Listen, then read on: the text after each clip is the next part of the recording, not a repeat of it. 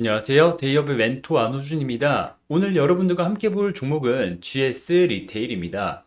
제가 지금 소제목으로 실적은 좋은데 주가는 해서 물음표를 지금 해놨는데 이 주가가 현재 굉장히 낮은 수준에 형성이 되어 있기 때문에 이 주가를 이해하기 위해서 이 현재 실적이라던가 현재 사업 내용이 어떤 게 있는지 분석을 한번 해보고 추후 이 GS 리테일 주가 변수는 어떻게 있는지 한번 이야기 나눠보는 시간 갖도록 하겠습니다.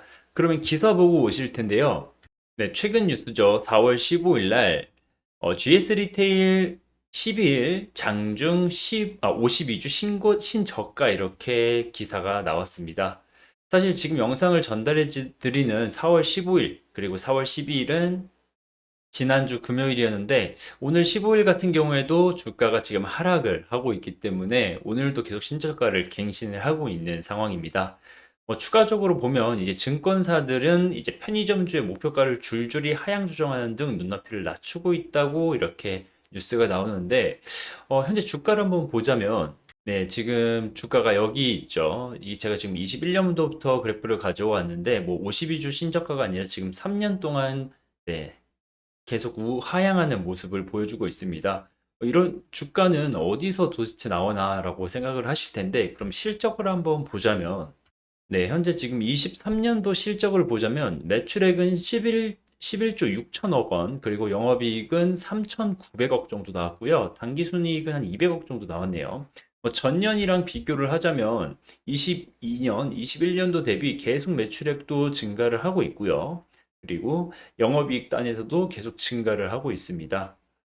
어떻게 보면 24년도에 지금 이 증권사 전망치는 매출도 증가를 할 거고 영업이익도 증가를 할 거다라고 지금 이야기를 하고 있는데 주가는 왜 이런 모양이냐라고 생각을 하실 수 있으세요. 그러면 지금 제가 해석하는 바로는 이 부분을 봐야 되는데 지금 23년도 이 당기순이익이 큰 폭으로 지금 감소를 했습니다. 물론 지금 21년도 대비 엄청나게 큰 폭으로 당기순이익이 감소를 했죠. 이 당기순이익은 이 영업활동 이외에 뭐 자산의 평가 금액이라던가 뭐 많은 요소들이 작용을 하는데 지금 23년도 12월, 지금 23년도에 당기순이익이 마이너스 1200억이 나왔습니다. 이 부분을 해석을 해야지 현재 주가가 조금이나마 이해가 될 것 같은데 이 부분도 한번 기사를 한번 보도록 하겠습니다. 유통 M&A 큰손 GS 리테일 줄어든 장부가 투자금 회수 난항 이렇게 되어 있습니다.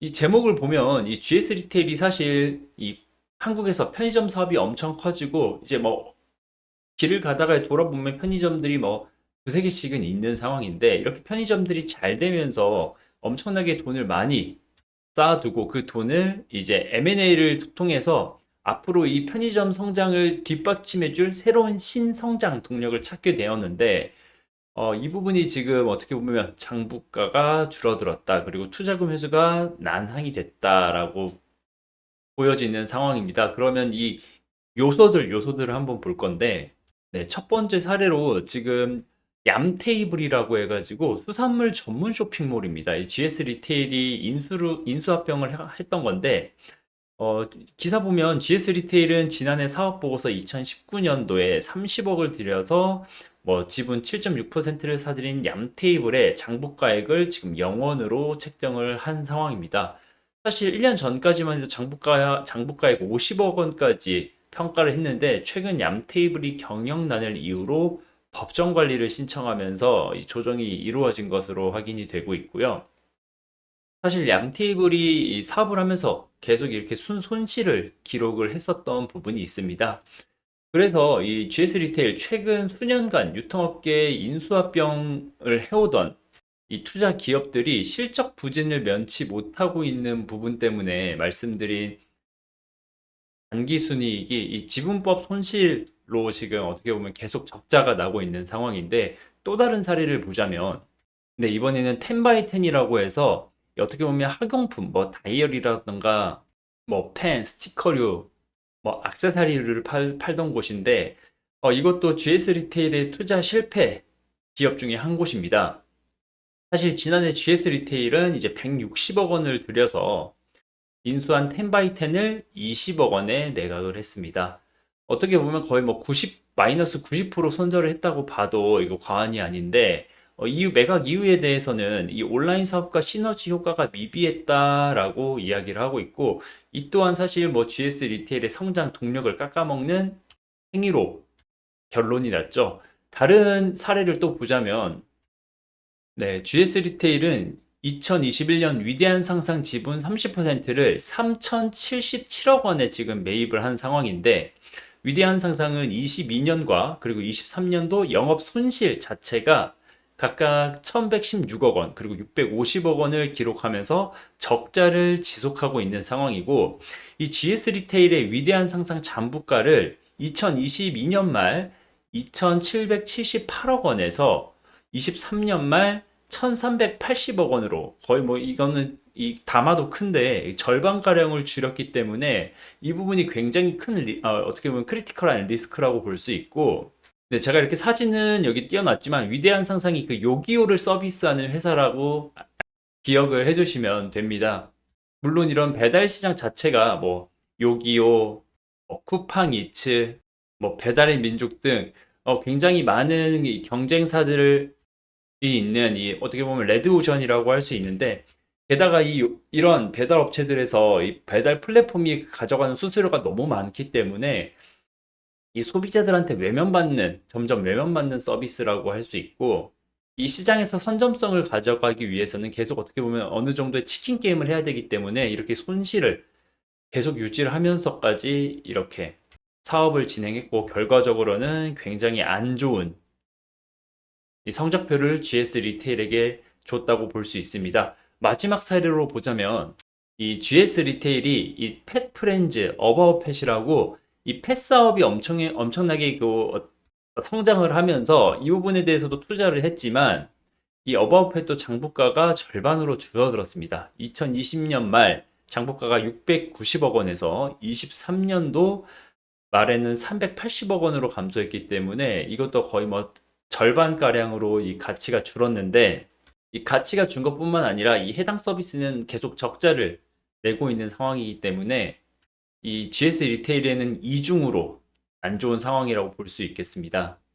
뭐 물론 사측에서는 GS 리테일 관계자가 이 장부가 감소는 공정 가치를 반영한 탓이라고 하면서 연말에 회계법인으로부터 재평가를 받으면서 장부가가 감소했다고 말을 하고 있지만, 사실 굉장히 많은 돈을 들여서 M&A 한 기업들이 지금 사실 뭐 계속 적자를 내고 있고, 이 장부가액도 줄었다는 거는 GS 리테일이 성장 동력으로 선택한 것들이 지금 다 빠그라지고 있다라고 볼 수 있겠습니다.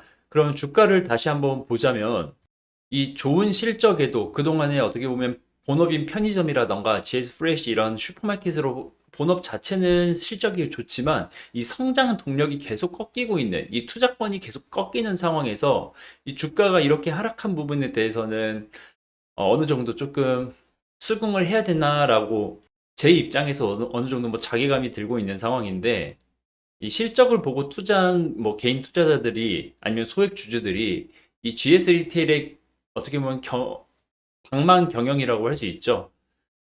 이런 부분으로 주가가 이렇게 계속 우하향하는 것을 어떻게 보전받을 수 있을지 조금 우려가 되는 부분입니다.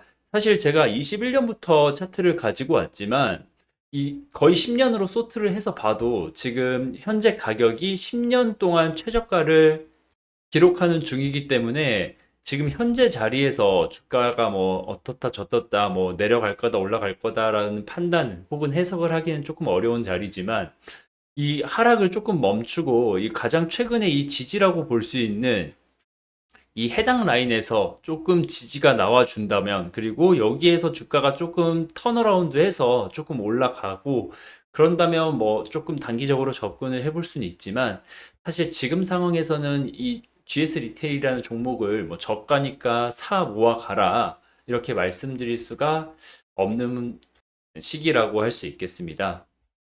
사실 요즘 시장에서는 이 본업의 실적이 좋아서 실적단에서는 계속 우상향을 하고 있는 GS 리테일이지만, 이렇게 신성장의 동력으로 M&A를 추진했던 이 자회사들이 계속 어떻게 보면 실패의 결과로 나왔고, 지금 앞으로 추가적으로 경기가 더 어려워질 거라는 이런 부분으로 이 편의점에 대한 전망도 좋게 보지 않는 그런 멘트들이 나오고 있는 이 시점에 GS 리테일을 투자하는 입장이시라면 굉장히 조심해야 되는 자리라고 생각이 듭니다. 물론 이렇게 주가 레벨이 낮아져 있는 상황에서는 이 시장의 기대감이 없기 때문에 조그마한 뉴스로도 어떻게 보면 주가 변동성이 충분히 나타날 수 있겠지만 이럴 때는 어느 정도 조금 단기적인 관점으로 트레이딩을 하시는 게 일부 투자 전략일 수도 있을 거고요. 혹은 현 정부에서 저PBR 관련 정책을 어떻게 보면 지속한다면 현재 이 GS 리테일 같은 경우에는 PBR이 0.5배 이하이기 때문에 그 부분에 대해서 좀 변동성이 나타날 수 있겠지만 제가 투자를 유도할 수는 없는 상황이기 때문에 지금까지 드린 말씀에 대해서는 100%제 주관이 담겨 있고 지금 이 영상을 시청해 주시는 분들께서는 그냥 단순 참고용으로만 생각을 해주시면 좋을 것 같습니다. 혹시 앞으로 GS 리테일에 대해서 추가 이슈라던가 종목 분석에 대한 영상이 있으면 지금처럼 여러분들께 전달을 해드릴 테니 도움이 되셨다면 앞으로도 많은 관심 가져주시고 시청해 주시면 감사하겠습니다. 오늘 GS 리테일에 대한 분석은 여기서 마무리 짓겠습니다. 시청해 주셔서 감사합니다.